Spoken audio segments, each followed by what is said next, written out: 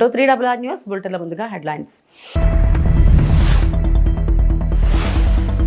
2026 assembly ఎన్నికల సిద్ధతపై సమీక్ష కోసం పశ్చిమ బెంగాల్ చేరుకున్న అమిత్ షా.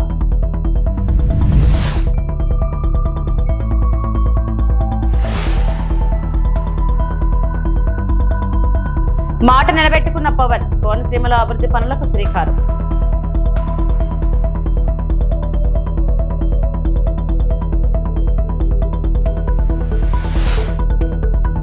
ధ్రువ్ ఎన్టీ హెలికాప్టర్ తొలి ప్రయాణానికి కేంద్ర మంత్రి నాయుడు జెండా ఊపి శుభారంభం.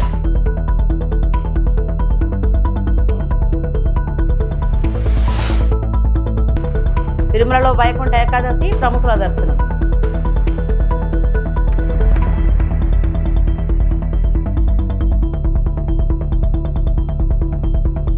అసెంబ్లీ ఎన్నికలకు ముందు బీజేపీ ఎన్నికల వ్యూహాన్ని సమీక్షించడానికి కేంద్ర హోంమంత్రి అమిత్ షా పశ్చిమ బెంగాల్ చేరుకున్నారు.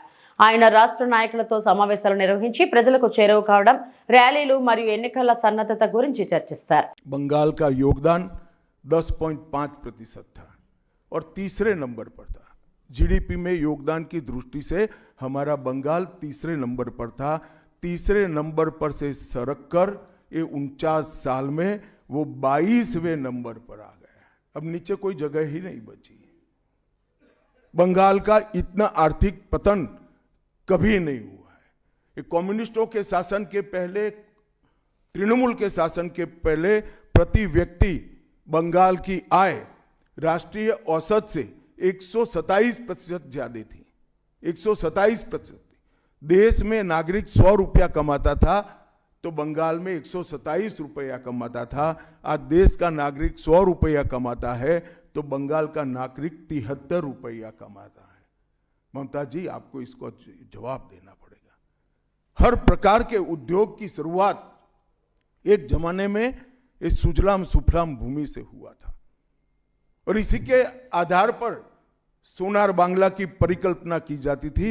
वो बंगाल में आज भ्रष्टाचार, घुसपैठ और टोलबाजी के कारण सारी इंडस्ट्री वापिस जा रही है. केंद्र सरकार की योजनाएं लागू करने में उनको अपनी वोट बैंक गंवाने का डर है. पीएम किसान देरी से लागू किया, बंगाल के किसानों का 10,000 करोड़ रुपया चला गया.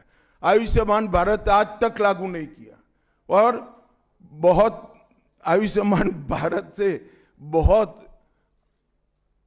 एक प्रकार से कमियां वाली स्वास्थ्य साथी की स्कीम लागू की है.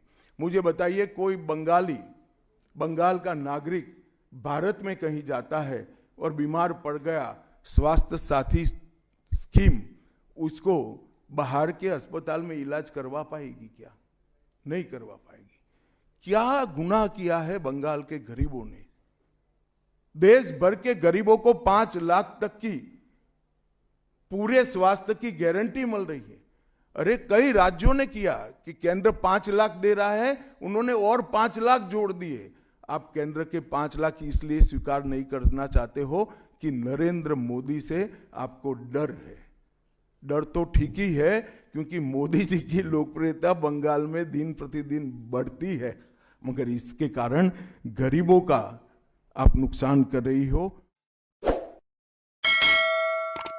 తిరుమల శ్రీ వెంకటేశ్వర స్వామి ఆలయంలో ముక్కోటి ఏకాదశి పర్వదినం ఘనంగా జరుగుతుంది.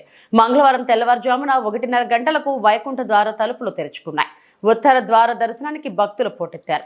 సందర్భంగా పలువురు ప్రముఖులు శ్రీవారిని దర్శించుకున్నారు. తెలంగాణ ముఖ్యమంత్రి రేవంత్ రెడ్డి కుటుంబ సభ్యులతో కలిసి తిరుమల చేరుకొని స్వామివారి దర్శనం చేసుకున్నారు.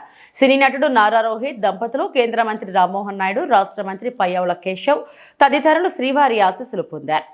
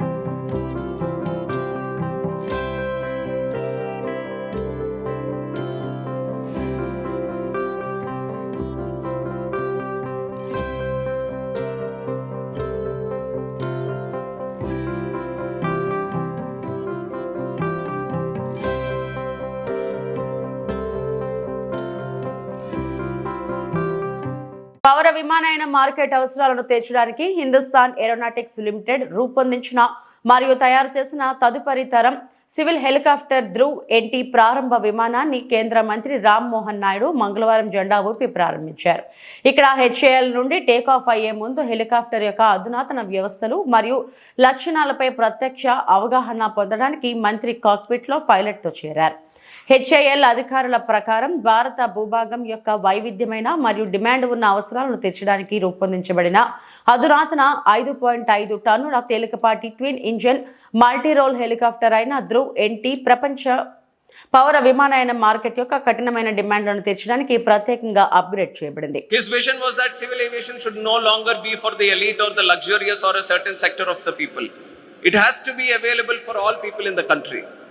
And through that, in the last 11 years, we have created multiple infrastructure, multiple airports. We have advanced our technologies. We have done various activities around civil aviation, and we have seen India become the third largest domestic aviation market in the world. And it is with that speed that we have grown. But still, there have been some challenges. And when I tried to look into the depth of the challenges, the most important one that I could find was, why are we not able to integrate or strengthen the manufacturing process of aviation sector in the country? And when I was exploring that sector, the much common answer we would find was, why don't we invite the foreign players in the country, have them set up shop, have them build all the components in the country itself, and strengthen the manufacturing sector. But that is not the solution.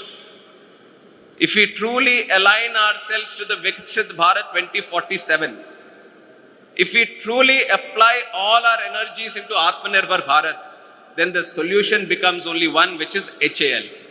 Why are we not able to implement HAL into the civil aviation sector? That is when I have specifically put my team to task, the DGC also, that why can't we certify the machines that the HAL is making? Then they said, we have been doing for quite some time now. We have been integrating with them. But I couldn't see the results happening at that pace. So I said, this time it should be the other way around. You should start, the moment they start, that from the inception of the idea at HAL, DGCA should be part of that process. That is why the whole team has been very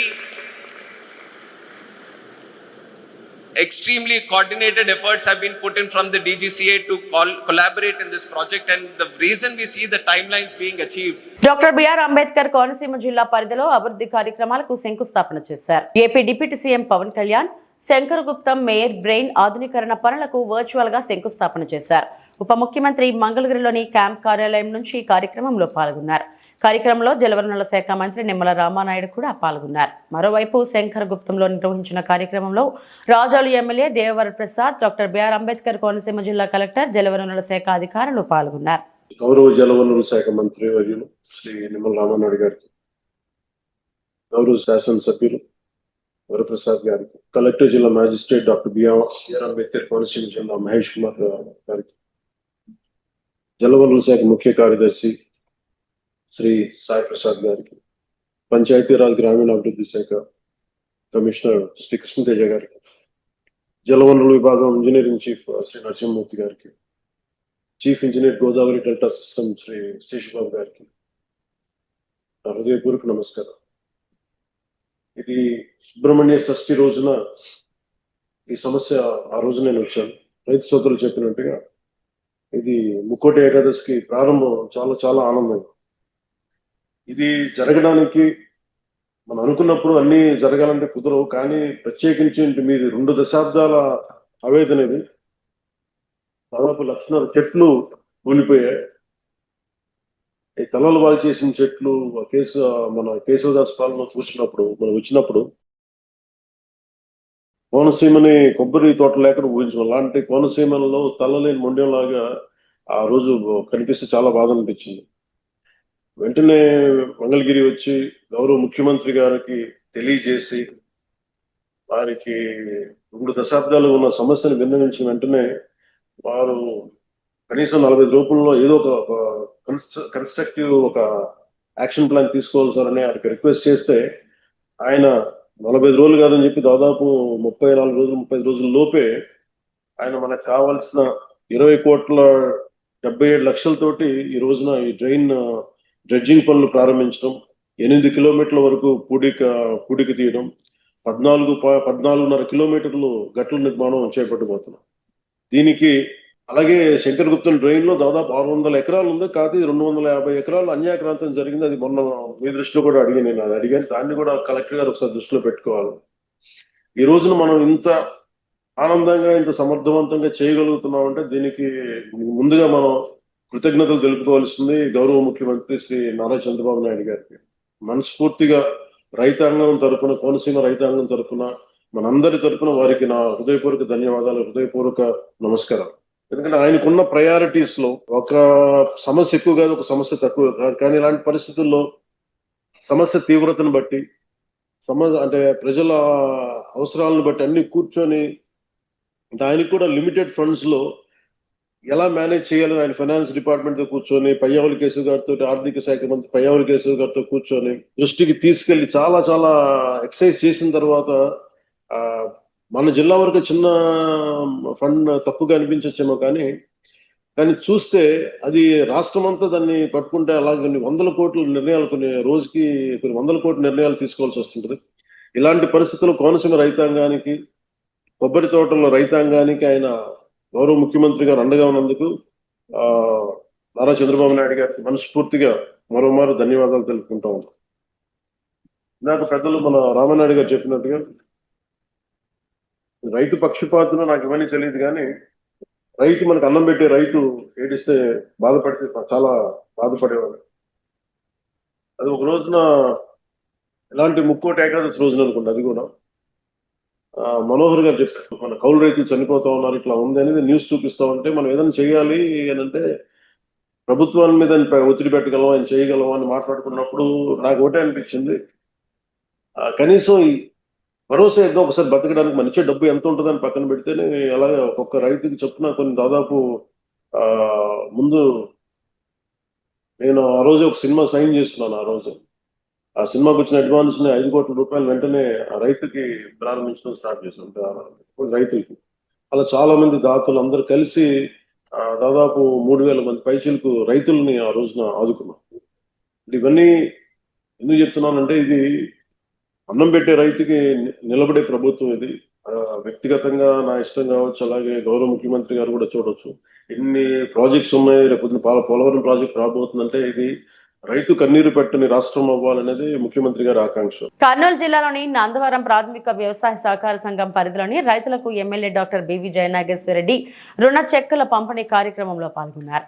కార్యక్రమంలో భాగంగా 1.13 కోట్ల విలువైన రుణాలకు 23 మంది రైతులకు MLA చెక్కుల రూపంలో అందజేశారు. ఈ సందర్భంగా ఎమ్మెల్యే మాట్లాడుతూ రైతులు ఆర్థికంగా బలపడాలనే లక్ష్యంతో సహకార సంఘాలను ప్రభుత్వం మరింత బలోపేతం చేస్తుందని తెలిపారు. ప్రాథమిక వ్యవసాయ సహకార సంఘాలు రైతులకు నమ్మకమైన ఆధారంగా నిలవాలంటే సకాలంలో రుణాల మంజూరు, రుణాల తిరుగుబాటు మెరుగుపడటం అత్యంత అవసరమని సూచించారు. అలాగే నందవరం PSCS ను ఆదర్శ సహకార సంఘంగా తీర్చిదిద్దేందుకు సాంకేతిక అభివృద్ధి, పారదర్శక నిర్వహణ, రైతులకు అనుకూల సేవలు మరింత విస్తరించాలని అన్నారు. రుణాల సకాలపు తిరుగుబాటుతో సంఘం ఆర్థిక స్థిరత్వం సాధించి రైతులకు మరింత మెరుగైన సేవలు అందించగలదని ఎమ్మెల్యే పేర్కొన్నారు. కార్యక్రమంలో సహకార సంఘం అధ్యక్షులు, డైరెక్టర్లు, అధికారులు, రైతులు, స్థానిక నాయకులు పాల్గొన్నారు. తెలుగుదేశం పార్టీ కార్యకర్తలు, నాయకులు కూడా ఒకటి మర్చిపోకూడదు. ఇక్కడ ఈ PSCS అంటే కోఆపరేటివ్ సొసైటీ కాంపౌండ్ వాళ్ళలో మనం అడుగు పెట్టిన తర్వాత ఇప్పటికీ 40 ఏళ్ళు అవుతాను. ఇంతవరకు మనం ఎప్పుడు, నా తండ్రి బివి మోహన్ రెడ్డి గారు ఉన్న రోజున కూడా ఈ కాంపౌండ్ వల్ల మనం అడుగు పెట్టలేదు. ఈ విషయాన్ని కూడా గుర్తు చేయాలి. ఇప్పుడే చరిత్ర గురించి మాట్లాడినప్పుడు ఈ సొసైటీ యొక్క వివరాలన్నీ నా చేతిలో పెట్టడం జరిగింది. ఈ సొసైటీ కానీ కోఆపరేటివ్ స్టోర్ సొసైటీ ఏదైతే ఉన్నాయో, PSCSలు ఉన్నాయో, ఇవన్నీ కూడా రైతు సంక్షేమం కోసం ప్రభుత్వం పెట్టినటువంటి సొసైటీ. మరి ఈ నందవరం మండలానికి వచ్చినప్పుడు, ఈ నందవరం గ్రామంలో మన హెడ్ క్వార్టర్లో ఉన్నటువంటి ఈ కార్యక్రమంలో దాదాపుగా వివరాలు చూసినప్పుడు మీరు చూస్తే సొసైటీ పేరు నందవరం వ్యవసాయ సహకార సంఘం అయితే దాదాపుగా 24 గ్రామాలు దీని పరిధిలోకి వచ్చేటువంటి పరిస్థితి. ఈ యొక్క నేను 24 గ్రామాలను ఎందుకు గుర్తు చేస్తున్నా మీ అందరికంటే, ప్రతి ఊరితోటి, ప్రతి ఊరిలో ఉన్న రైతుతోటి ఇక్కడ అనుబంధం ఉన్నటువంటి సొసైటీ. గ్రామ స్థాయిలో అత్యధికంగా ఏ రంగమైనా ఉందంటే అది వ్యవసాయ రంగం, రైతులు. ఇక్కడికి వచ్చినప్పుడు రైతు సోదరులందరూ బాగా ఉండి రైతుల సంక్షేమం బాగా ఉంటే ఏ ప్రభుత్వమైనా కూడా చల్లగా ఉంటుంది. మరి ఇక్కడికి వచ్చినప్పుడు ఈరోజు ముఖ్యంగా గతంలో ఎలక్షన్ల ముందు నందవరంలో ప్రచారంలో నేను కొన్ని విషయాలు చెప్పడం జరిగింది. ఆ నందవరానికి సంబంధించిన ప్రచార విషయాలు ఏదైతే మాట ఇచ్చామో ఆ మాట ప్రకారంగా ఈరోజు ఏ కార్యక్రమాలు చేయడానికి వచ్చాను, అది కాకుండా ముందుగా ఈ సొసైటీకి సంబంధించిన రైతులకు సంబంధించినటువంటి విషయాలు మాట్లాడిన తర్వాత నందవర గ్రామంలో ఏం చేయబోతున్నాం ఇప్పుడనే విషయాన్ని కూడా మీకు అన్ని తెలియజేస్తాం. అనంతపురం జిల్లా తాడిపత్రి పట్టణంలో ముక్కోటి వైకుంఠ ఏకాదశి సందర్భంగా మున్సిపల్ చైర్మన్ జేసీ ప్రభాకర్ రెడ్డి, ఎమ్మెల్యే జేసీ అస్మిత్ రెడ్డి చింతల వెంకటరమణ స్వామి ఆలయంలో ఉత్తరం ద్వారా వెళ్లి ప్రత్యేక పూజలు నిర్వహించి స్వామివారిని దర్శించుకున్నారు. అనంతరం మున్సిపల్ చైర్మన్ జేసీ ప్రభాకర్ రెడ్డి భక్తులను ఆప్యాయంగా పలకరించి వైకుంఠ ఏకాదశి ఏర్పాట్ల గురించి ఆయన భక్తులను అడిగి తెలుసుకున్నారు.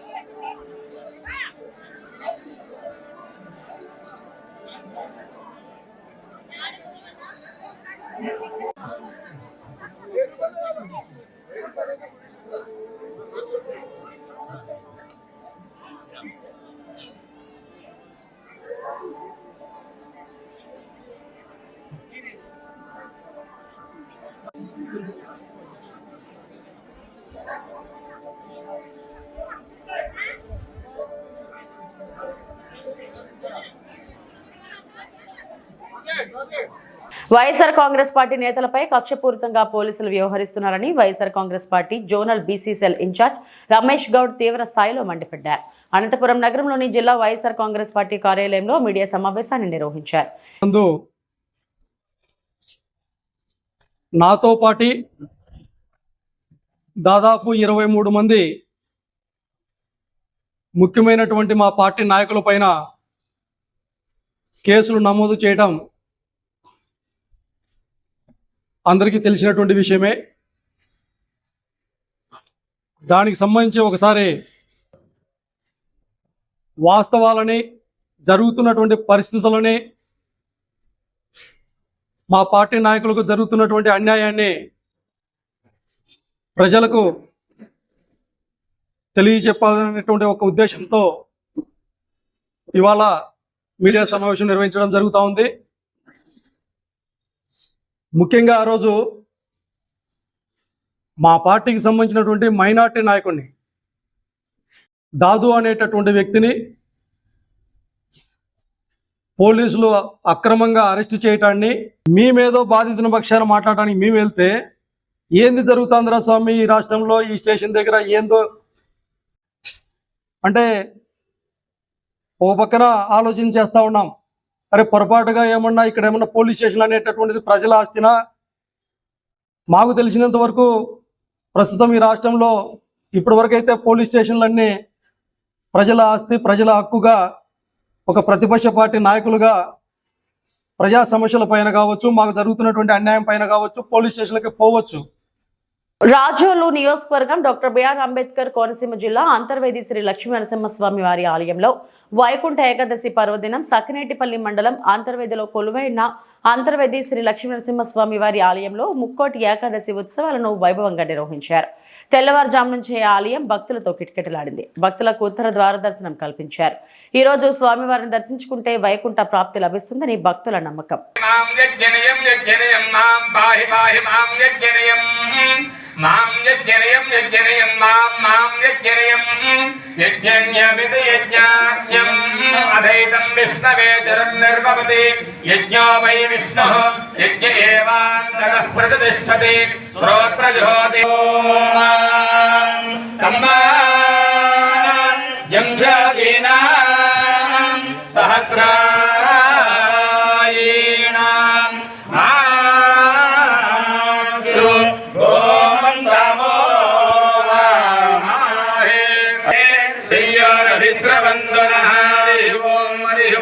அல்லாண்டதின்னோள் மணிவண்ணா உன்சேவடி செவ்விதற்காப்பு அடியாமோடன் நின்னோடும் பிரிவின்றி ஆயிரம் வல்லாண்டு வடிவாய் நின்வலமாற்றினில் வாஜிரம் வல்லாண்டு படையபார்வக்கமரங்கம் அப்பான்சதின்னியம் வல்லாண்டு ஹிருதேஷாகாலேஷு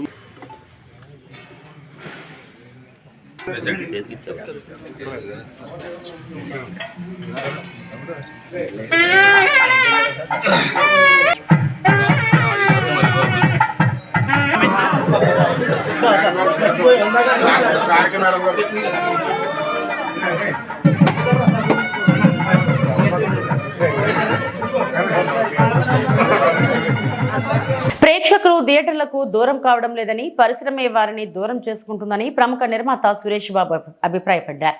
మంచి కంటెంట్ తో వస్తే తప్పకుండా ఆదరిస్తున్నారని, ఇందుకు లిటిల్ హార్ట్స్, రాజు వెడ్స్ రాంబాయ్, కోర్ట్ లాంటి చిత్రాలే ఉదాహరణ అని పేర్కొన్నారు. కథాబలం లేకుండా నిర్మించే చిత్రాల వల్ల సినీ పరిశ్రమే కాదు ప్రేక్షకులు కూడా నష్టపోతున్నారని సురేష్ బాబు ఆవేదన వ్యక్తం చేశారు.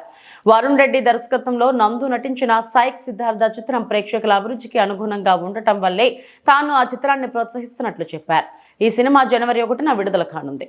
అందరికీ నమస్కారం. Thank you all for being here. Constant problem in the film industry, 2 points మాట్లాడుతూ ఉంటారు, పెద్దోళ్ళు చిన్నోళ్ళు అని. ఇక్కడ the other bigger problem is what is happening to cinema. Slowly audience are reducing coming to theaters, వేరే ప్లాట్ఫామ్స్లో చూస్తున్నారు. So the interest for exhibitors, డిస్ట్రిబ్యూటర్స్కి, ప్రొడ్యూసర్స్కి అందరూ how do we keep cinema viewing alive. అది culturally it is a very important part of our lifes. అది నెమ్మదిగా పోగొట్టుకుంటున్నాం. ఎక్కువ మంది ఓటీటీలో చూడటం, టెలివిజన్లో చూడటం, ఆన్లైన్లో చూడటం. స్మాల్ ఫిల్మ్స్ని వయబుల్గా, సక్సెస్ఫుల్గా, కాన్స్టెంట్గా ఆడియన్స్ రెగ్యులర్గా అప్పుడప్పుడు డెఫినెట్గా జరుగుతున్నాయి. We had Court, we had Rambai, we had Little Hearts. అట్లా ప్రతి లాంగ్వేజ్లో మొన్న గుజరాత్లో there were some small films which did extraordinary. Laalo అని ఒకటి 60-70 crores కలెక్ట్ చేసింది అది. So that hope is there. నేను ఈ సినిమాని one of the reasons why I'm supporting this film is because ఈ అబ్బాయి he came and showed me the film. ఇతను ఒకరోజు సాయంకాలం నాకు మా ఇంట్లో సినిమా చూపెట్టాడు. చాలా వ్యాకీగా, డిఫరెంట్గా he presented a film. And next day మా ఆఫీస్ వాళ్ళని తీసుకోమని చెప్పాను. They bought the film and now they are presenting the film. All of us are complaining, చిన్న సినిమాలు చూడటం లేదు. If there is a good film people will watch it, there is no doubt. Audience తప్పు కాదు, but మీకు can you take it to them properly? That's the bigger issue always. ఇవి ఇప్పటివరకు నా బులెటిన్ అప్డేట్స్. నమస్తే.